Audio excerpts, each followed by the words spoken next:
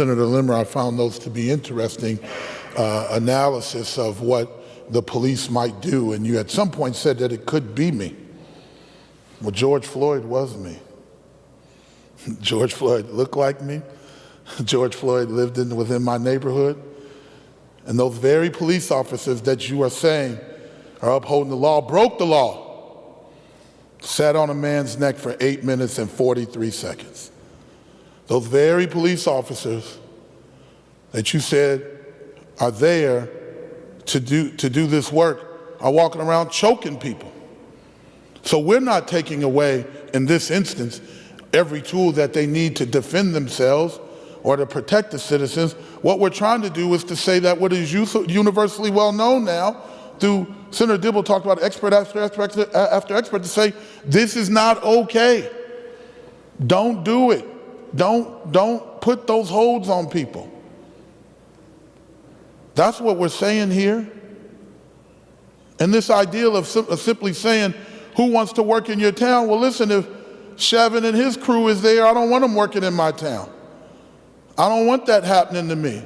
And the Minneapolis City Council, and taking a look at this issue, is trying to figure out who should work in the town, who can protect, who can be a guardian, but not run around and pull people over for no reason, and pull them out their car when they're not resisting, and drag them to the ground, and sit on their neck when people are telling them not to, and then create a worldwide riot because of it. So if there's lawlessness, it started. If it's about anti-violence, it's about anti-violence of those police officers against that black man. That's where we start our anti-violence movement. That's where we start to figure it out.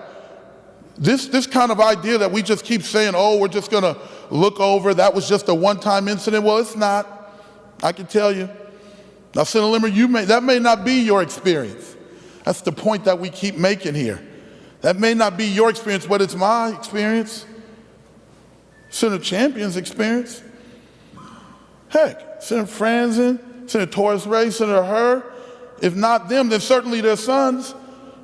When this was happening in our town, and I talked to Senator Torres Ray, not only was she worried about her district, and I hope she doesn't mind saying it, she was worried about Tomas, her son. My son is named Tomas as well. I was worried about my son, and Jalen and Miles, Bobby's son. Senator Franzen's son's hopefully a little too small to get out there, but she'll be worried about them if we don't do anything in about 10 or 15 years. So why don't we stop looking at this issue through your eyes, Senator, and start looking at it through my eyes, start looking at it through us that have to deal with this issue.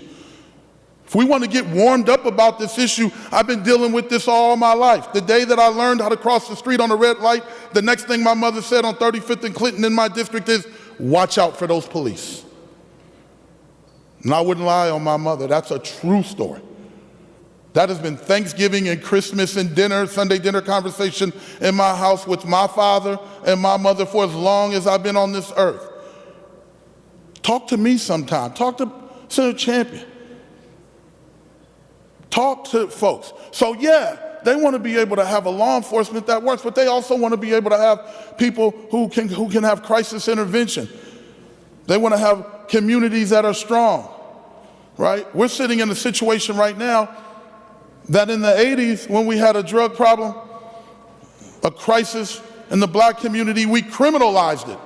We sent us to jail. Now in 2020 and 10 and 15, we had the opioid crisis that fit the white community. We said it's a chronic condition of the brain, and we found healthcare resources for them. That's what happened. That is what's happening here, right?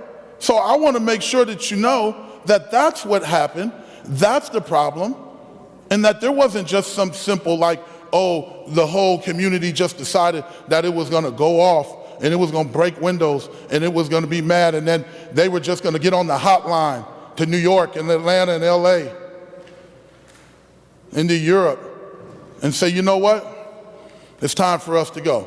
That somehow they were going to call this governor and say, yep, we're going to tear everything up, call in the Blackhawks, that's what's over my house every day.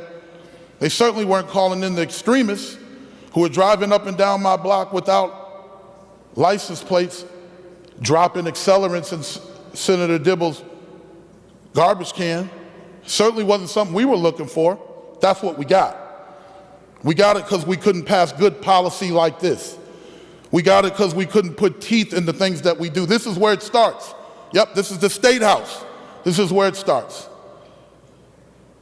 And they take their messages from us, and this is a good opportunity for us to come together. This is a good opportunity for you to listen. If we couldn't have a private phone call, we couldn't go to your office, well then we got to say it now loudly. We're tired of this. We're sick and tired of being sick and tired. So the opportunity now to start to work our way to get some good things done, and then to collaborate together to put some teeth into some of this stuff that you didn't talk to us about, I just think it's a great opportunity. So Senator Limmer, I would hope that you wouldn't refrain. And my smile when I was laughing, it was because it was so absurd what you were saying, I could do nothing else but smile and laugh. So don't take that as me going along with it or being snarky. Not at all. My life is on the line each and every day that I leave here. So I would hope that we could put this together, put away some of the rhetoric, as we said, work with each other, figure out a way, add some things to the amendment or not, and then let's move on and figure out if we can start to put this state back together. Let's see if we could get law enforcement in a shape that everybody can benefit from it, and then let's work on rebuilding our communities. Thank you, Mr. President.